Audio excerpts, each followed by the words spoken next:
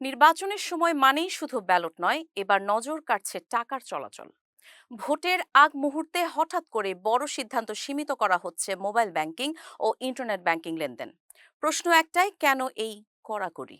আসন্ন জাতীয় সংসদ নির্বাচন সামনে রেখে বাংলাদেশ ব্যাংকের নির্দেশনায় 8 থেকে 13 ফেব্রুয়ারি পর্যন্ত বিকাশ, নগদ, রকেট সহ সব মোবাইল ফিনান্সিয়াল সার্ভিস লেনদেনের সীমা কমানো হচ্ছে। এই সময়ে একজন গ্রাহক দিনে সর্বোচ্চ 10,000 টাকা লেনদেন করতে পারবেন, আর প্রতিবারে পাঠানো যাবে 1,000 টাকা।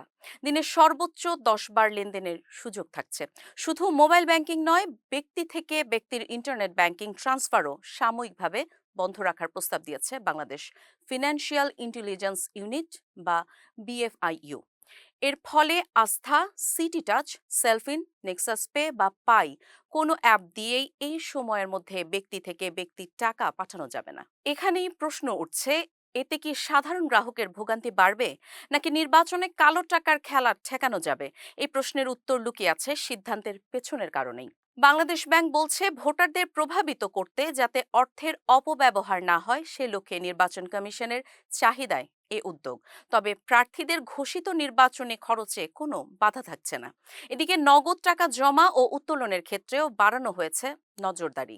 একদিনে 10 লাখ টাকা বা তার বেশি নগদ লেনদেন হলে তা বাধ্যতামূলকভাবে বিএফআইইউকে রিপোর্ট করতে হবে। ভুল বা গোপন তথ্য দিলে নেওয়া হবে আইনানুগ ব্যবস্থা। সব মিলিয়ে ভোটের আগে টাকার গতিপথে কড়া পাহারা।